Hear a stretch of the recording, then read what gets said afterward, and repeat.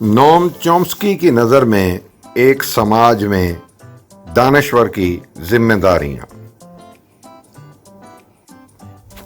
7 دسمبر 1921 کو پیدا ہونے والے ایبرہم نوم چومسکی امریکہ کے ایک یہودی النسل ماہر لسانیات، فلسفی، مورخ، سماجی نقاد اور پولیٹیکل ایکٹیوسٹ ہیں۔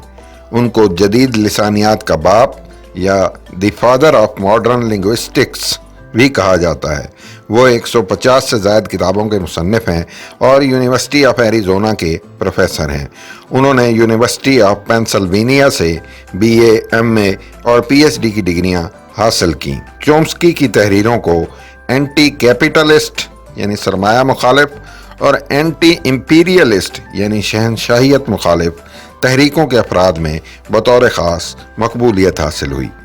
ان کا مضمون دی ریسپانسبلٹی آف انٹلیکچوئلز یا دانشوروں کی ذمہ داریاں ان تمام دانشوروں، ٹیکنوکریٹس اور ماہرین پر مدلل حملہ ہے جو طاقتور لوگوں کا اعلیٰ کار بنتے ہوئے جھوٹ اور مکاری سے ان کے پروپیگنڈے کا بیان کرتے ہیں یا پھر ریاست کے جرائم کے جعلی سائنسی جواز سوڈو سائنٹیفک جسٹیفیکیشن گھڑتے ہیں۔ وہ صرف ان دانشوروں پر بحث کرتا ہے جو اخلاقی طور پر تباہ حال ہو چکے ہیں۔ اپنے مضمون میں چومسکی نے دانشوروں پر زور دیا ہے کہ وہ صرف سچ بولیں اور ہر مرحلے پر جھوٹ کو عیاں اور ننگا کریں۔ بظاہر یہ سامنے کی بات ہے، لیکن چومسکی کا خیال ہے کہ دیگر افراد کی نسبت دانشوروں کی ذمہ داری کہیں زیادہ ہے، کیونکہ معاشرے میں ان کو ایک ممتاز اور نمایاں مقام حاصل ہے۔ وہ معاشرے کے لیے ایک قابل تقلید نمونہ ہیں، اس لیے ان کے قول و فعل میں جھوٹ کی آمیزش نہ صرف ان کی ذہنی بلکہ پوری قوم کی عملی تباہی پر منتج ہوگی۔ چومسکی کا خیال ہے کہ دانشور طبقہ اقلیت میں ہوتا ہے اور عوام کی اکثریت ان کی رائے پر اعتبار کرتی ہے۔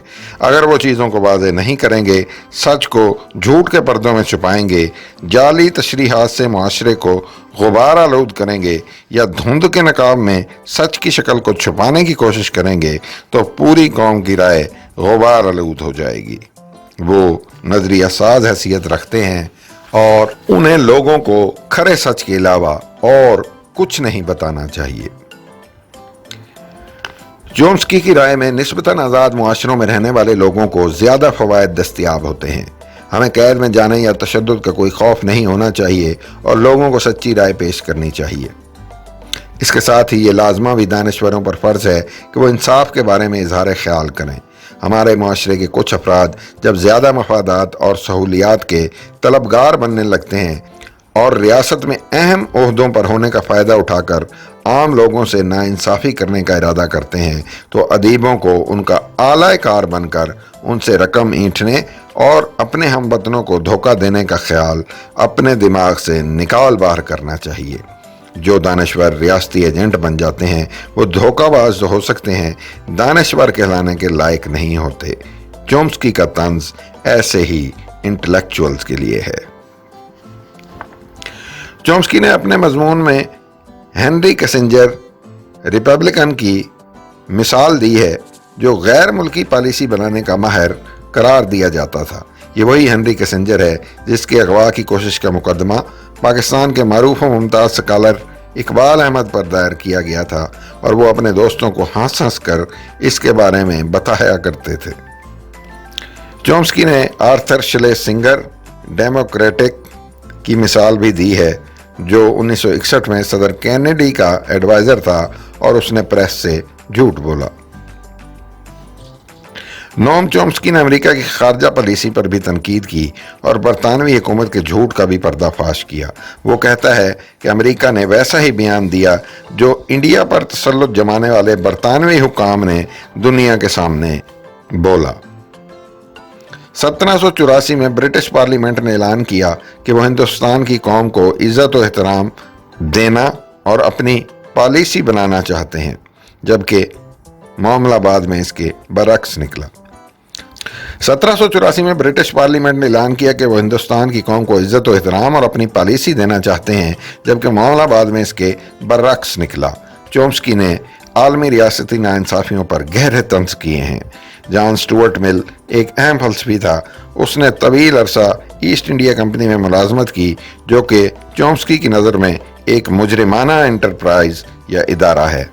اس نے ہندوستانیوں کو وحشی قرار دیا اور ان کی تہذیب اور بہتری کے خواب دکھائے، لیکن طاقتور کے مقاصد خود غرضانہ ہوتے ہیں اور اس کے اعمال محکوم قوم کے لیے کم ہی خوشگوار اور مفید ثابت ہوتے ہیں۔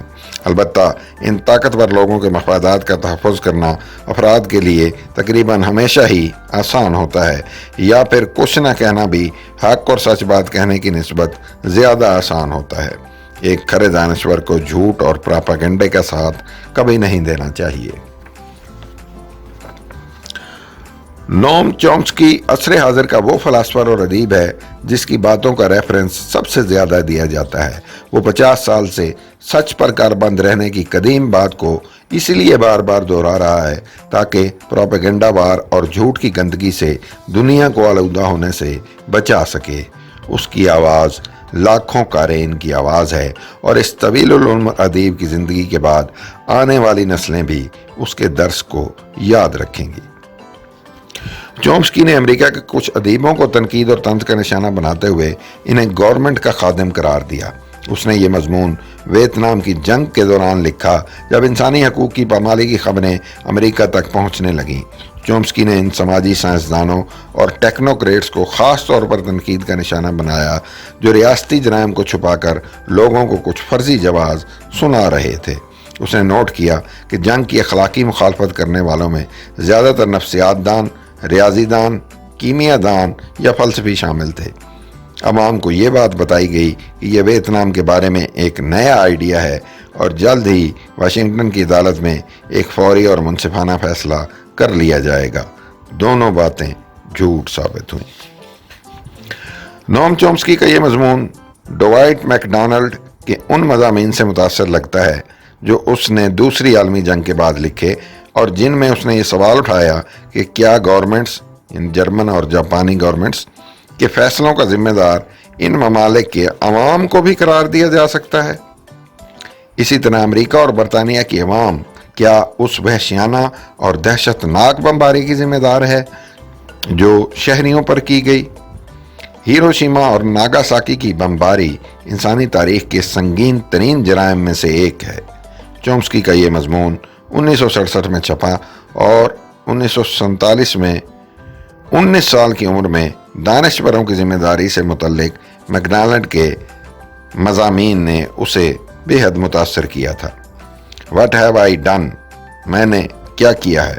اس بنیادی سوال نے چومسکی کا پیچھا کیے رکھا، اور 20 سال بعد ویتنام کی جنگ کے دنوں میں چومسکی خود ہی اس سوال کے سامنے آ گیا۔ اس نے کہا کہ دانشور ہی اس پوزیشن میں ہوتے ہیں کہ گورنمنٹ یا طاقت کے پوشیدہ مقاصد کا تجزیہ کر سکتے ہیں۔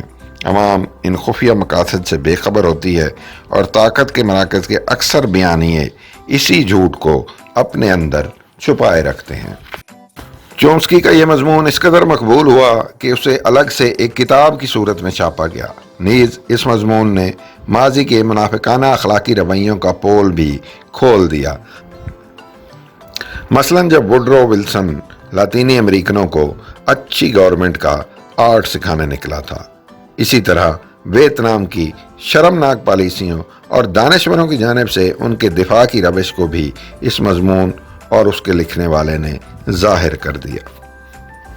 نوم چومسکی نے اپنے مضمون میں مثال در مثال واقعات و اقوال لکھ کر امریکہ کی نام نہاد روشن خیالی کی حقیقت کو دنیا کے سامنے لا کھڑا کیا ہے، اور اصل دانشوری کی تعریف بھی کر دی ہے۔